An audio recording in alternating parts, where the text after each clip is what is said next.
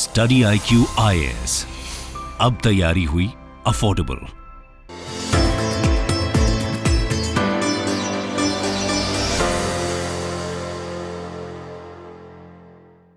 नमस्कार, मैं दिव्यांशी आप सभी का स्वागत करती हूँ स्टडी IQ पर। आज इस इंटरव्यू सेशन में हमारे साथ जुड़ी हैं पंजाब से सुरभि सिंगला जी, जिन्होंने यूपीएससी सीएससी 2021 एग्जामिनेशन क्लियर किया है with an all India rank 75।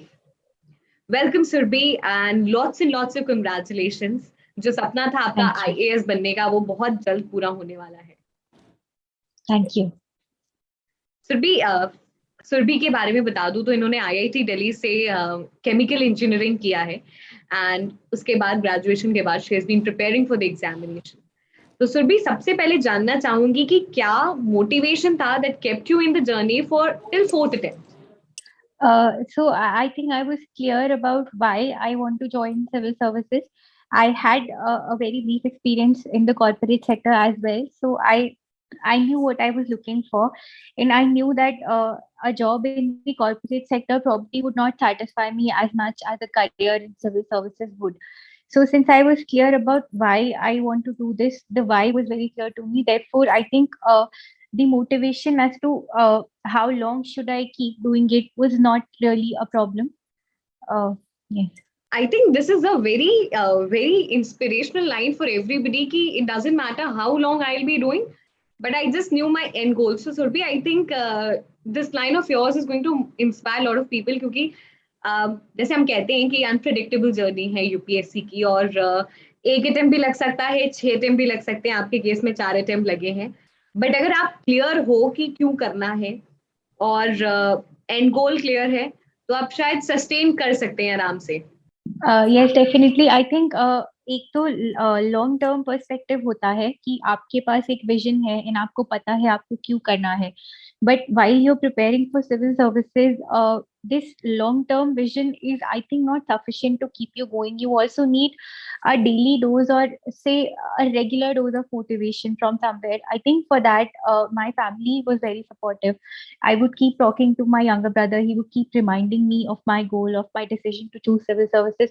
So I think other than this long term goal or vision of yours, you should also have ready sources of motivation that help you in your times of low, because it's easy to think कि यही करना है तो I'll keep doing it, but it's difficult to wake up every day and do the same thing, not knowing the outcome and knowing the unpredictability of this exam. So I think आपको long term और short term दोनों set of motivation अपने साथ बहुत strongly रखने पड़ेंगे इस exam के लिए। So सुरभि, आपने अपने ग्रेजुएशन के बाद ही यूपीएससी की तैयारी शुरू की। आई थिंक बहुत सारे लोग हैं जो ग्रेजुएशन के बाद अपना मन बनाते हैं फुल्ली कि अब यूपीएससी सीएससी की तैयारी शुरू करनी है। सुरभि, मैं जानना चाहूंगी आपसे कि पहला स्टेप, पहला कदम एग्जामिनेशन में क्या होना चाहिए किसी भी फ्रेश ग्रेजुएट का, क्योंकि आप भी कभी उस समय you been in their foot. आज बहुत सारे लोग आपको देखकर आपकी स्ट्रैटेजी फॉलो करेंगे, तो मैं चाहती हूँ लेंथ में आप अपनी स्ट्रैटेजी बताएं एकदम स्टार्टिंग से। ओके, तो मैं अपनी स्ट्रैटेजी स्टार्टिंग से बताते हुए उसके फ्लॉज भी बताऊंगी, क्योंकि आई थिंक जो स्ट्रैटेजी मैंने स्टार्टिंग में अडॉप्ट की थी उसमें बहुत फ्लॉज भी थे, विच इज वाई मुझे इतना टाइम भी लग गया एग्जाम क्लियर करने में। तो मैंने स्टार्ट किया था ऑब्वियसली कुछ टॉपर्स ब्लॉग्स फॉलो करके और आइडेंटिफाई करके कि क्या सोर्सेज है जो मुझे फॉलो करने हैं हर एक सब्जेक्ट के लिए।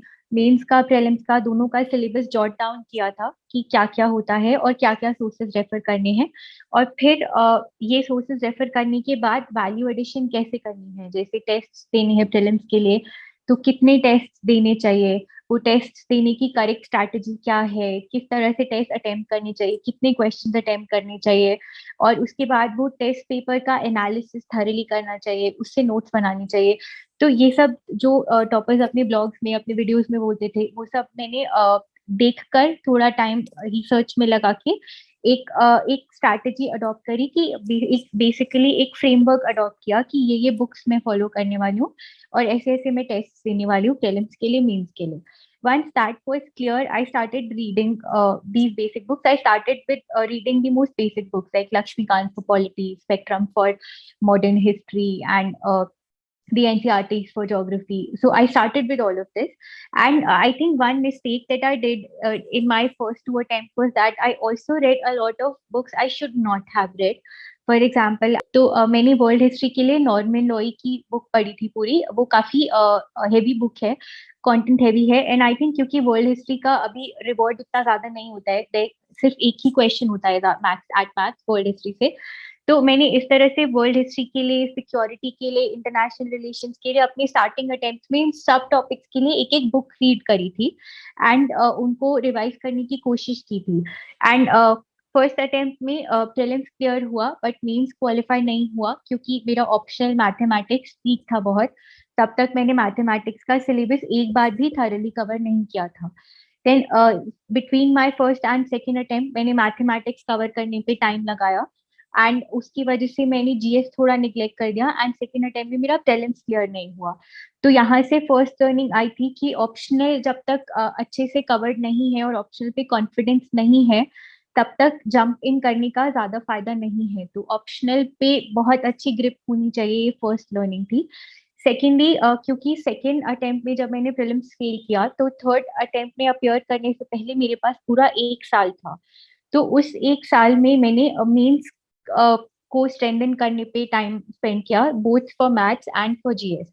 तो मैथ्स को स्ट्रेंथन किया, उसके लिए मैंने पूरा सिलेबस थॉरली पढ़ा, रिवाइज किया, क्वेश्चन सॉल्व किए। और जीएस के लिए मैंने आंसर राइटिंग रियल सेंस में तभी स्टार्ट करी। This was also a flaw, I think second attempt के बाद आंसर राइटिंग स्टार्ट करना वाज वेरी लेट। तो आंसर राइटिंग थोड़ा जल्दी स्टार्ट करनी चाहिए। आई थिंक जब हम एक राउंड ऑफ सारी बुक्स अपनी रिवाइज कर लेते हैं तो राइट टाइम होता है कि एटलीस्ट हम आंसर राइटिंग स्टार्ट कर लें। और स्टार्ट करने के लिए जरूरी नहीं है कि हम कोई प्रॉपर टेस्ट सीरीज 3 आवर की ज्वाइन करके ही लिखें। हम डेली आंसर राइटिंग से स्टार्ट कर सकते हैं। मैंने आईएस बाबा का टीएलपी प्लेटफॉर्म है एक, उस पे हर रोज 2 से 3 आंसर्स लिखना शुरू किया इस टाइम के अराउंड। उनका उस टाइम पर ऐसा करिकुलम होता था कि उनके फेजेस होते थे 3-4 मंथ, ये एक फ्री इनिशिएटिव था, 3-4 मंथ के फेजेस थे और उसमें वो सिलेबस पूरा कवर कराते थे। जैसे एग्रीकल्चर टॉपिक है, एसएचजी टॉपिक है, डेवलपमेंट इंडस्ट्री टॉपिक है, ये बहुत छोटे छोटे टॉपिक्स होते हैं जिनके लिए कोई स्टैंडर्ड बुक्स नहीं होती और हम निग्लेक्ट कर देते हैं। तो इनके लिए मैंने डेली आंसर राइटिंग के थ्रू ही रोज आंसर्स में लिखती थी। फिर मैं अपना वैल्यू एडिशन ऐड करती थी और लोगों के आंसर्स रीड करके और उन टॉपिक्स के बारे में सर्च करके, कमिटीज के नाम, कोई डेटा पॉइंट, इस तरह की वैल्यू एडिशन में नोट डाउन करती थी। और तो इसकी ये जब प्रोसेस मैंने 4-5 मंथ्स करी तो मुझे जो मेंस के छोटे छोटे निग्लेक्टेड टॉपिक्स होते हैं उन पे मेरी ग्रिप थोड़ी ज्यादा स्ट्रेंथन होने लगी और उनके लिए मेरे पास नोट्स प्रिपेयर होने लगी, प्लस आंसर्स लिखने का कॉन्फिडेंस भी आया। तो इस टाइम के बाद फिर मैंने एक मेंस टेस्ट सीरीज ज्वाइन करके पूरी अपनी सिलेबस की रिवीजन मेंस के अकॉर्डिंग करना स्टार्ट करी। जैसे अगर इस वीक के एंड पे मेरा जीएस 1 का टेस्ट है तो मैं ये पूरा वीक अपनी जीएस 1 की रिवीजन को, अपने ऑलरेडी लिखे और आंसर्स की रिवीजन को डिवोट करूंगी और फिर मैं वो कोशिश करूंगी कि मैं वीक एंड पे टेस्ट लिखूं। तो ये मेरी जीएस के लिए मेंस की स्ट्रैटेजी थी। ऑप्शनल के लिए मेरी मेंस की स्ट्रैटेजी ये थी कि जैसे मैंने थर्ड से जो सेकंड थर्ड अटेम्प्ट के बीच का गैप था उसमें मैथ्स अच्छे से रिवाइज किया एंड प्रैक्टिस किया। बट जो थर्ड अटेम्प्ट में मेरे मेंस के मार्क्स आए मैथ्स में वो बहुत कम थे, 195 मार्क्स स्कोर किए थे जो मैथ्स ऑप्शनल में बहुत कम होते हैं। तो यहाँ पे मैंने जब एनालाइज करा तो मैंने रियलाइज किया कि मैथ्स में सिर्फ रीड और रिवाइज करने से आप नहीं प्रॉब्ली कर पाते हैं, क्योंकि मैथ्स में कैलकुलेशन मिस्टेक का स्कोप बहुत ज्यादा होता है।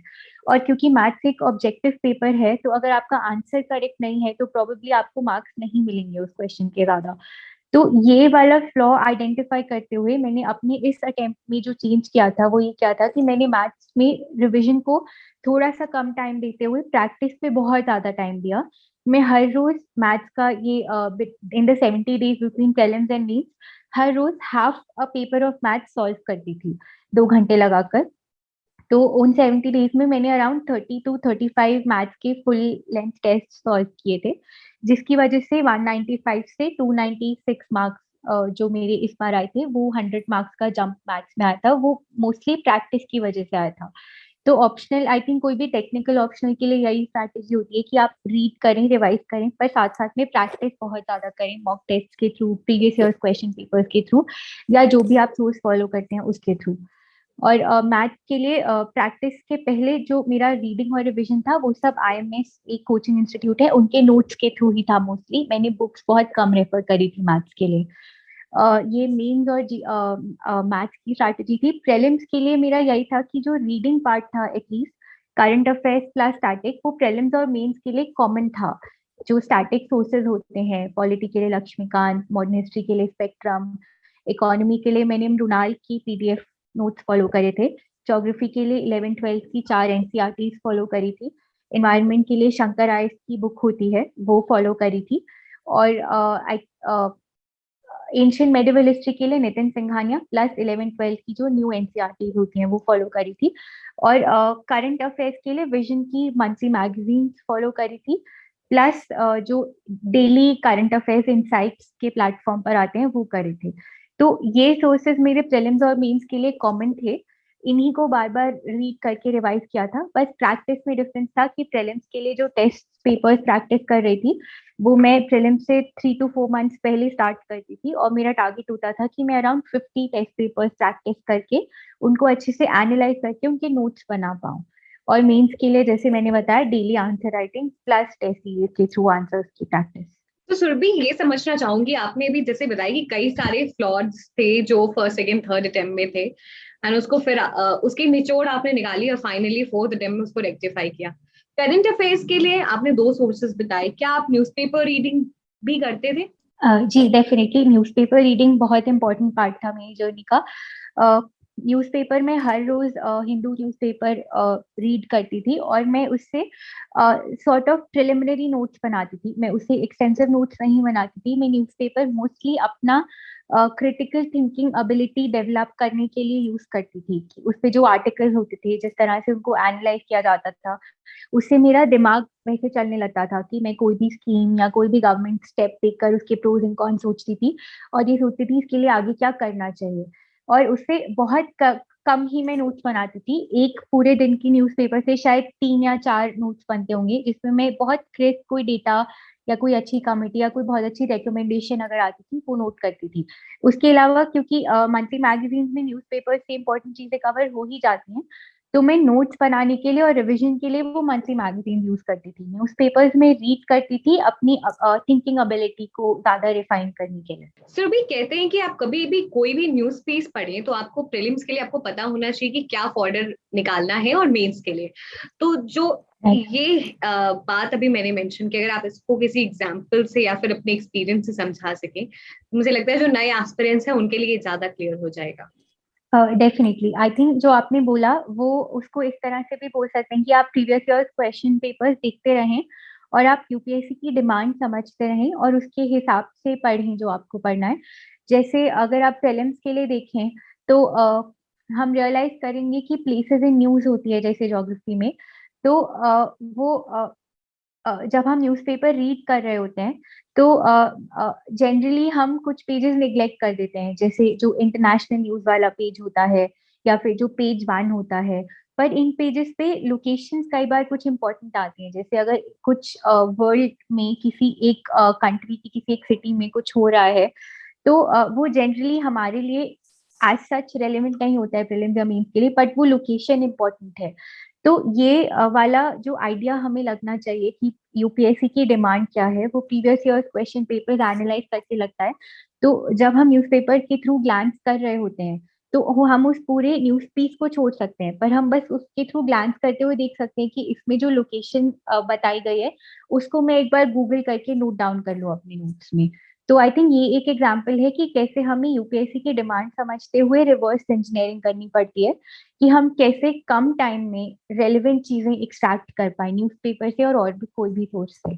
फिर भी आपने अभी मैपिंग के बारे में बताया, तो मैपिंग थोड़ा सा जो नए एस्पिरेंट्स होते हैं बिगिनिंग में they find it very difficult, very heavy. तो मैपिंग कैसे करनी है उन्हें स्टार्टिंग से, अगर कोई बैकग्राउंड नहीं है उनका? राइट, तो मैंने भी जब स्टार्ट किया था तो मुझे मैपिंग एक बहुत डिफिकल्ट एरिया लगता था, तो उसके लिए मैंने यही किया था कि मैं जो एटलस होती है, ऑक्सफोर्ड की एटलस यूज करती थी, उसको मैं हर रोज रात को सोने से पहले अराउंड 15 मिनट्स ग्लांस थ्रू कर लेती थी। जैसे आज मैं सिर्फ रिवर्स वाला पोर्शन ग्लांस थ्रू कर रही हूँ, नेक्स्ट डे मैं सिर्फ लेक्स वाला पोर्शन ग्लांस थ्रू कर रही हूँ, नेक्स्ट डे मैं सिर्फ माउंटेन्स वाला पोर्शन ग्लांस थ्रू कर रही हूँ। और उसको मैं थोड़ा इंटरेस्टिंग भी बना लेती थी। जैसे मैं अगर वर्ल्ड मैप देख रही हूँ, उसमें मैं कोई कंट्री की बाउंड्रीज देख रही हूँ, कौन कौन सी कंट्रीज को वो टच करती है, तो मैं उस कंट्री को एक बार गूगल सर्च करके उसकी पिक्चर्स भी देख लेती थी, आउट ऑफ क्यूरियोसिटी कि ये कैसी लगती है। तो वो मेरी मैपिंग प्रोसेस थोड़ा इंटरेस्टिंग भी बनाता था, क्योंकि सिर्फ प्लेसेस और उनकी लोकेशन नहीं, मैं थोड़ा विजुअलाइजेशन भी कर पा रही थी साथ में। और उससे मेरी रिटेंशन भी बढ़ जाती थी, क्योंकि मैं उसको एक पिक्चर से एसोसिएट कर लेती थी। तो आई थिंक मैप्स अगर हम एग्जाम के जस्ट 15-20 दिन पहले थोड़ा ज्यादा टाइम लगा के पढ़ने की कोशिश करें, तो हम कंफ्यूज हो सकते हैं, क्योंकि बहुत वॉलेटाइल नेम्स और लोकेशंस होती हैं। बट अगर हम उसको अपना डेली रूटीन में इनकॉर्पोरेट कर लें, तो मैप्स बहुत इजी हो जाते हैं करना, मेरे एक्सपीरियंस में। अगर आप डेली रूटीन में कर रहे हैं तो वो चीजें थोड़ी आसान हो जाती है, स्टार्टिंग में थोड़ा रेजिस्टेंस आएगा। And the same goes for newspaper की स्टार्टिंग में न्यूज पीस आपको समझ में नहीं आती है, एंड बहुत ही दिक्कत होती है। आपको कितना तकरीबन समय लगा था to go with the flow? तो जब मैंने न्यूज़पेपर्स पढ़ना स्टार्ट किया था, तब तक आई थिंक जो ये बेसिक बुक्स होती हैं, लक्ष्मीकांत एक्सेट्रा, ये मैंने एक बार भी पूरी रीड नहीं करी थी। तो न्यूज़पेपर्स के आर्टिकल्स पढ़ते हुए मुझे बहुत बार पॉलिटी के टेक्निकल एस्पेक्ट समझ नहीं आते थे, इकोनॉमी के टेक्निकल एस्पेक्ट समझ नहीं आते थे। उस वजह से टाइम भी ज्यादा लग रहा था, 2 to 3 आवर्स लग जाती थी न्यूज़पेपर पढ़ने में। कभी कभी जो लिखा होता था उसको गूगल सर्च करके समझना पड़ता था। पर आई थिंक कि वो इनिशियल के जो 3-4 मंथ्स में थोड़ा ज्यादा टाइम लग रहा था, उसने थोड़ा हेल्प भी किया इस एग्जाम की प्रोसेस में आने के लिए। क्योंकि अगर आप देखेंगे, आप न्यूज़पेपर में 4 to 5 मंथ्स के बाद चीजें रिपीट होने लगती हैं, इश्यूज जो हैं। मान लीजिए कि फेडरलिज्म एक इशू है, तो अगर आज कोई दो स्टेट्स के बीच में टसल चल रहा है, कुछ टाइम बाद भी कोई और दो स्टेट्स के बीच में टसल चल रहा होगा, तो उसके रेलेवेंट आर्टिकल्स, कमिटीज या सजेशंस जो न्यूज़पेपर्स देते हैं, वो थोड़े टाइम बाद थोड़े रेपिटेटिव भी होने लग जाते हैं। तो स्टार्टिंग में क्योंकि हमें समझ थोड़ी कम होती है, हमने बुक्स रीड नहीं करी होती हैं और हमारे लिए सब कुछ नया होता है, तो टाइम लग रहा होता है। बट आई थिंक वो टाइम देना इज ओके, क्योंकि it is an investment in some sense. बस हमें ये ध्यान रखना चाहिए कि 2-3 मंथ्स के बाद थोड़ा स्ट्रीमलाइन होने लगे और हमारा टाइम इंक्रीमेंटली कम होने लगे। अगर वो नहीं हो रहा है तो इश्यू है, और तो हमें रीथिंक करना चाहिए कि हम न्यूज़पेपर कैसे पढ़ें। बट अगर हम लोग स्टार्टिंग में 2-3 आवर्स के बाद धीरे धीरे न्यूज़पेपर को विद इन एन आवर ला पा रहे हैं, तो आई थिंक वो एक बहुत अच्छी स्ट्रैटेजी है। फिर भी अगर किसी के पास 1 साल का समय है, उन्होंने अभी बस कॉलेज से वो निकले हैं और उनको ये तैयारी करनी है, आपने कई सारे अपने स्ट्रैटेजी से फ्लॉज समझा दिए, बट उन फ्लॉज का एक निचोड़ 1 साल में विदाउट एनी बैकग्राउंड कैसे तैयारी करें? Static plus newspaper reading plus reading to the extra value added material. Okay. तो मैम, मेरी स्ट्रैटेजी का आई थिंक एक सबसे इम्पोर्टेंट निचोड़ यही होगा कि हमें जो टाइम लगता है 1 साल का, वो बहुत ज्यादा लगता है, पर इन रियलिटी वो बहुत कम होता है, क्योंकि हमें prelims plus mains, GS and optional plus and static plus current, ये सब कुछ बैलेंस करना होता है with a lot of test papers for both prelims and mains जो प्रैक्टिस करने होते हैं। तो आई थिंक हमें स्टार्टिंग से ही ये दिमाग में लेकर चलना है कि टाइम जो 1 साल लग रहा है वो इन रियलिटी ज्यादा टाइम नहीं है। और जो भी पढ़ रहे हैं वो बहुत ज्यादा रिवर्स इंजीनियरिंग के थ्रू क्यों पढ़ रहे हैं वो समझते हुए पढ़ना है। जैसे इंटरनेशनल रिलेशंस की कोई बुक उठा लेना ये सोचते हुए कि बहुत टाइम है, पढ़ सकते हैं, मेरे हिसाब से हमें रादर ये करना चाहिए कि हम प्रीवियस ईयर्स क्वेश्चन पेपर्स देखें, हम देखें कि इंटरनेशनल रिलेशन में किस तरह के क्वेश्चन पूछे गए हैं। इंडिया की किसी नेबरिंग कंट्री या किसी और कंट्री से रिलेशन पूछे जाते हैं, डायस्पोरा के ऊपर कुछ पूछा जाता है, तो इंटरनेशनल रिलेशन में कुछ लिमिटेड ही थीम्स है जिन पे क्वेश्चन पूछे जाते हैं। तो हम वो थीम्स आइडेंटिफाई करते हुए नोट्स बनाने की कोशिश करें through newspapers, through current affairs. और उसके बाद भी अगर हमें कुछ गैप्स लगे कि जो प्रीवियस ईयर क्वेश्चन पेपर्स में पूछा गया है और मेरे नोट्स में है, शायद उसमें गैप है, उसके बाद हमें कोई थर्ड सोर्स पे जाकर देखना चाहिए कि क्या ये सोर्स मेरे लिए यूटिलिटी रखता है या नहीं। तो आई थिंक फोमो को साइड पे छोड़ते हुए कि क्या मैं कोई इंपॉर्टेंट सोर्स मिस आउट तो नहीं कर रही या कर रहा, हमें बहुत स्ट्रैटेजिकली और बहुत रिवर्स इंजीनियरिंग के थ्रू चलते हुए ये एग्जाम में पढ़ाई करनी चाहिए। मेंस में जब भी कोई क्वेश्चन आता है उसको क्योंकि कई बार ऐसा होता है कि मोस्टली जो करंट अफेयर से रिलेटेड चीज ही आती हैं, इश्यूज आते हैं, तो उन इश्यूज को एक अलग डिमेंशंस में क्वेश्चंस पूछे जाते हैं और उसी डिमेंशन में किस तरीके से आंसर देना है, और plus what is asked not what we know. Right. तो मैम आई थिंक वो प्रैक्टिस के थ्रू ही आता है। We do tend to in the beginning जब हम आंसर राइटिंग स्टार्ट करते हैं, we tend to write what we know rather than what is asked. But I think वो हम अपने आंसर जब खुद से इवेल्युएट करें या कहीं और से इवेल्युएट कराएं, तो उसके बेसिस पे हम आइडेंटिफाई कर पाते हैं। प्लस हम टॉपर्स कॉपीज देखते हुए समझ पाते हैं।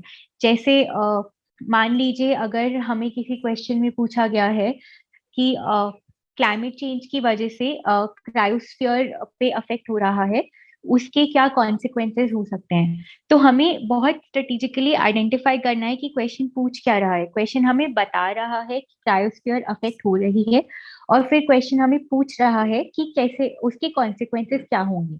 तो पहले इंट्रोडक्शन लिख के फिर बहुत ज्यादा स्पेस ना देते हुए शायद सिर्फ आधे पैराग्राफ में हम एक्सप्लेन करें कि क्रायोस्फीयर कैसे अफेक्ट हो रहा है, क्योंकि वो main demand of the question नहीं है। मेन डिमांड है कि कॉन्सिक्वेंसेस क्या होंगे। तो इसको बहुत कम टाइम देते हुए हम कॉन्सिक्वेंसेस पे जंप करें और वो कॉन्सिक्वेंसेस को थोड़ा ब्रेक डाउन करके लिखें, सो दैट हमारे आंसर की विजिबिलिटी बढ़ जाए। फॉर इंस्टेंस हम कॉन्सिक्वेंसेस लाइन वाइज भी लिख सकते हैं कि बायोडाइवर्सिटी अफेक्ट हो रही है और ग्लोबल वार्मिंग इंक्रीज हो रही है एक्सेट्रा, या फिर हम ब्रेक डाउन करके लिख सकते हैं कि इसके एनवायरमेंटल इफेक्ट्स होंगे जिसमें बायोडाइवर्सिटी अफेक्ट हो रही है, इसके इकोनॉमिक इफेक्ट्स होंगे क्योंकि अगर क्लाइमेट चेंज आ रहा है, ग्लोबल वार्मिंग बढ़ रही है, तो हमें एयर कंडीशनर्स का ज्यादा यूज करना होगा। तो वो जो सेम कंटेंट है उसकी विजिबिलिटी हम कैसे बढ़ाएं, आई थिंक इस तरह की चीजें आइडेंटिफाई करने से मेंस में answer writing over time better होती है। सो सुरभि, हमने कई सारी चीजें आपसे डिस्कस की, राइट फ्रॉम प्रीलिम्स, मेंस, और किस तरीके से अगर किसी के पास 1 साल का समय है तो प्रॉपरली कैसे उसको यूटिलाइज कर सके। फाइनली कुछ टिप्स सजेशन सभी एस्पिरेंट्स के लिए। मैं यही सजेस्ट करना चाहूंगी कि अभी कल प्रीलिम्स का रिजल्ट आया है, तो बहुत सारे लोग मोटिवेटेड होंगे, बहुत सारे लोग डीमोटिवेटेड होंगे। बट आई थिंक ये जो जर्नी है ये एक मैराथन है, ये स्प्रिंट नहीं है। हम जब फेल भी होते हैं तो अगर हम वो फेलियर से आइडेंटिफाई कर पाए कि हम क्यों फेल हो रहे हैं और फिर रेक्टिफाई कर पाए, तो आई थिंक हमें रिवॉर्ड तो जरूर मिलेगा। तो हमें बस कांस्टेंट हर फेलियर को एक कांस्टेंट लर्निंग बनाकर ये प्रोसेस में अपना फुल देना चाहिए। आई थिंक उससे जो भी हम एम कर रहे हैं हम जरूर पा पाएंगे। थैंक्स अ लॉट सुरभि, और पूरी टीम की तरफ से ढेर सारी शुभकामनाएं। Wish you good health, good luck, thank you. Study IQ IAS, अब तैयारी हुई अफोर्डेबल।